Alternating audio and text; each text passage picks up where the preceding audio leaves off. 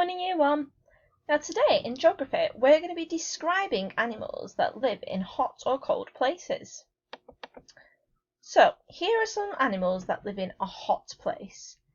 I want you to just pause the video here. I want you to describe each one of them to your grown-up. Think about what they look like, why they look like that, things they might have that help them adapt to their environment, their very hot environment. Just pause the video here and have a chat with your grown-up while you describe them. Okay, so a lizard, you might describe them as scaly, dry skin. You might describe a camel as having long eyelashes to protect them from sand blowing in their eyes. You might describe a meerkat as living in burrows under the sand to keep them cool. And you might describe an elephant as having very dry skin or large ears that can keep them cool if they flap them around. Okay, let's move on to some cold animals now. Well, animals that live in a cold place. So look at the pictures. We've got a wolf, an Arctic hare, a seal and a polar bear. I want you to just pause the video and describe them to your grown-up now. Okay, so a wolf you might describe as having white fur that blends into their environment, their background. The same with an Arctic hare, they've also got white fur that helps them camouflage. We've got a seal that has blubber that keeps it warm, it's that thick layer of skin underneath. We've got polar bears, they have large paws, don't they, that help them walk on the slippy ice. Okay, we're going to watch a video now to try and remind ourselves of all the ways that animals adapt to their environment.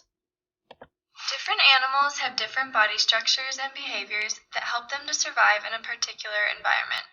We are going to look at the camel, the giraffe, and the penguin to see the features of their bodies that help them live in their specific habitat. First, we will look at the camel. This mammal resides in the hot desert where sand blows everywhere. Luckily, they have double rows of extra long eyelashes and thick eyebrows to help keep sand out of their eyes. They also have the ability to close their nostrils to keep the sand out. It is a misconception that camels' humps are full of water. The humps actually store fat that can be metabolized as a source of energy.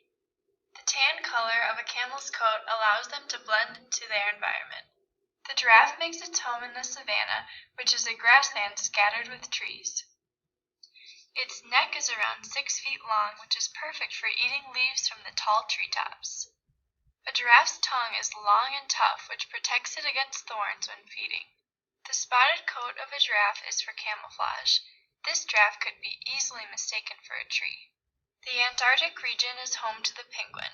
It is extremely cold here, and the water temperatures never rise above freezing. Penguins have to keep high body temperatures to remain active.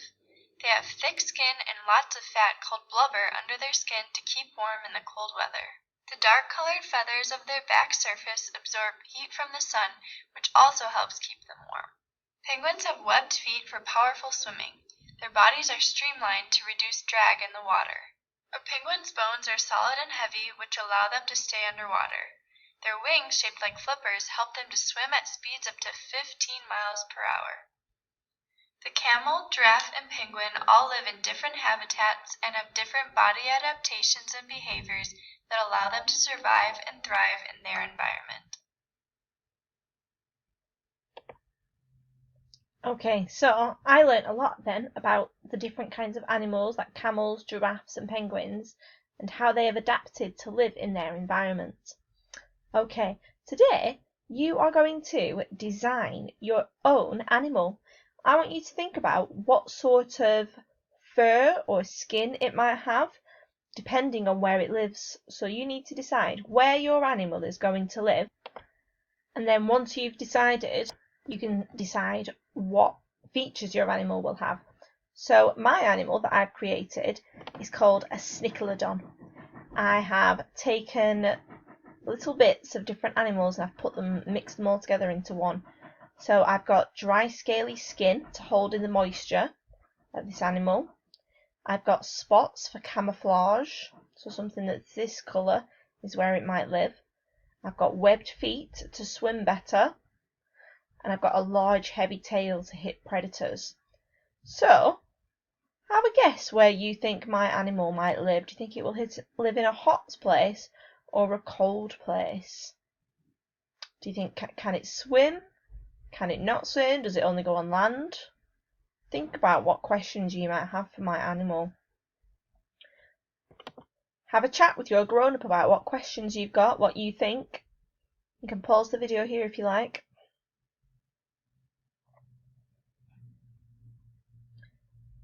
Okay, my animal lives in a hot place and it can swim. Now, hopefully you guessed it right because I said it had dry, scaly skin to hold in moisture. Now, animals that live in dry places need that moisture, they need that water inside their bodies. So if they have dry, scaly skin, it helps them to hold it in, to lock it in their bodies. Okay, the spots for camouflage, they would help them blend in with the grass. So this animal in particular lives in a savanna because there are grasslands in a savanna and it's very hot. But if they wanted to go in some water, if they wanted to go in like a watering hole, they could dip in because they've got their webbed feet to swim better.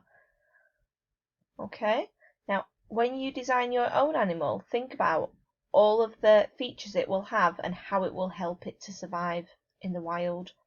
Okay, you might have thought of a really good feature for your animal to have, but make sure that you explain why you've chosen it. How will it help it in its environment? Okay, I'm really looking forward to seeing all of your animals. Bye!